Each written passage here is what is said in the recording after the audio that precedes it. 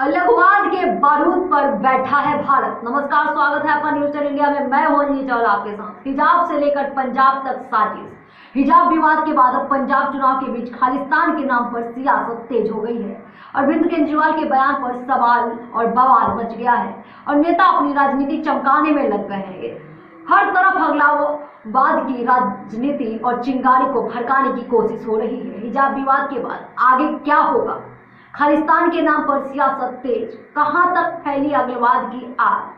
आज अगर आपसे कोई ये पूछे कि भारत में क्या चल रहा है तो आपको यही कहना पड़ेगा कि भारत में आजकल अलगाववाद चल रहा है। स्कूलों में चल रहे हिजाब विवाद के पीछे भी अलगाववाद और पंजाब में खालिस्तान पर जो राजनीति हो रही है उसके पीछे भी अलगाववाद है। पंजाब के मुख्यमंत्री चरणजीत सिंह चन्नी ने दिल्ली के मुख्यमंत्री अरविंद केजरीवाल पर यह आरोप लगाया कि वो पंजाब में चुनाव जीतने के लिए खालिस्तानी संगठनों की मदद दे रहे हैं और देश को अलगवाद की तरफ धकेल रहे हैं। इसके जवाब में केजरीवाल ने कहा कि वो एक स्वीट आतंकवादी है जो लोगों की भलाई के लिए काम करता है। दूसरी तरफ ओवैसी ने कहा कि वो दिन दूर नहीं जब भारत एक मुस्लिम महिला हिजाब पहनकर इस देश की प्रधानमंत्री बनेगी। तो भारत इस समय अलगाववाद के बारूद पर बैठा हुआ है जिसमें अलग अलग लोगों द्वारा चिंगारी लगाने की कोशिश हो रही है। हिजाब वाले मामले की आग तो इतनी फैल चुकी है कि कर्नाटक के स्कूलों और कॉलेजों में मुस्लिम छात्राओं के अलग अलग संगठन बन गए हैं और ये छात्राएं पढ़ने की बजाय स्कूलों के बाहर विरोध प्रदर्शन का आयोजन कर रही हैं।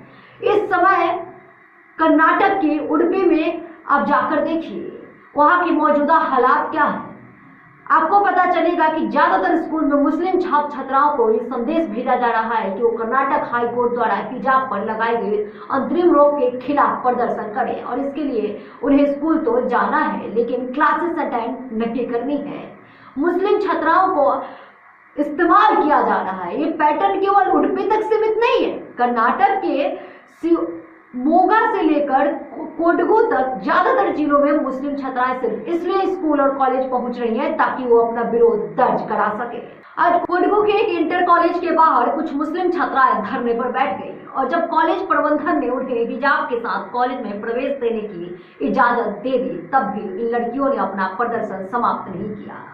कुल मिलाकर ये मामला स्कूलों में हिजाब पहनने का नहीं रह गया है बल्कि एक खास विचारधारा के लोग इन मुस्लिम छात्राओं को टूल किट की तरह इस्तेमाल करने शिक्षा व्यवस्था पर सीधा हमला कर रहे हैं और उनकी कोशिश तथ्यों को इस तरह से पेश करने की है जिससे ऐसा लगे कि भारत में मुसलमानों को उनके अधिकारों से वंचित रखा जा रहा है।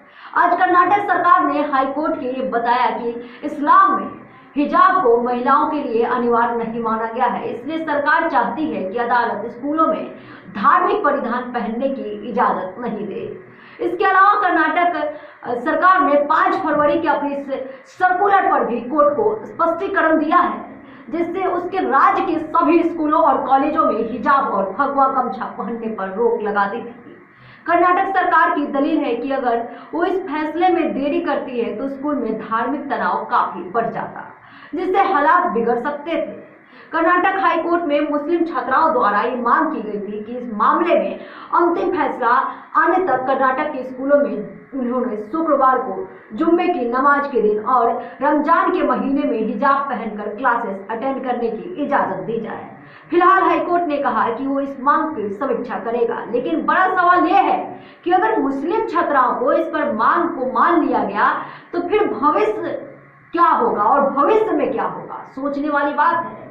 इसके बाद स्कूलों में नमाज पढ़ने की मांग की जाएगी। आपको याद होगा कर्नाटक के कोलार में 21 जनवरी को कुछ मुस्लिम छात्राओं ने नमाज पढ़ी थी। कल्पना कीजिए कि अगर इस मांग को भी मान लिया गया तो फिर क्या होगा। फिर ये मुस्लिम छात्र स्कूलों में नमाज पढ़ने के लिए अलग से जगह देने की मांग करेंगे और नमाज के दौरान क्लास और पढ़ाई में छूट मांगी जाएगी। सोचिए अगर ये मांगे भी मांग ली गई तो फिर रविवार की जगह शुक्रवार को जुम्मे की नमाज के दिन छुट्टी के लिए मुहिम चलाई जाएगी। ये सिलसिला ऐसे ही चलता रहेगा, ये खत्म नहीं होगा। कैसे समाप्त होगा ये विवाद? स्कूलों में अप्रैल और मई के महीने की जगह रमजान के महीने में छुट्टियां देने के लिए कहा जाएगा।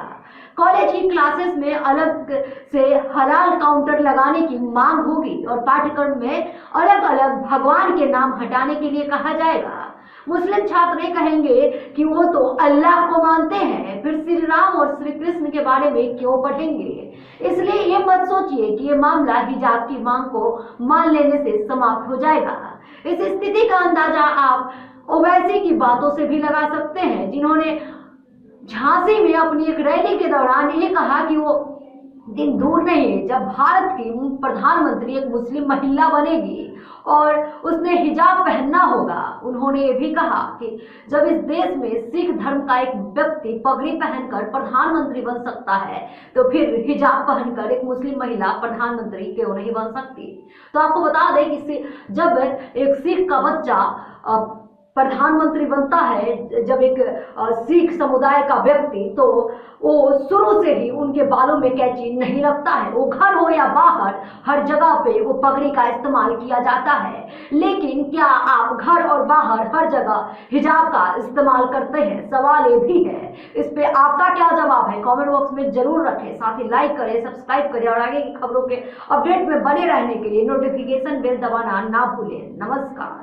सब्सक्राइब करें हमारे YouTube चैनल को और बेल आइकन को दबाएं ताकि हर वीडियो सबसे पहले देख पाएं।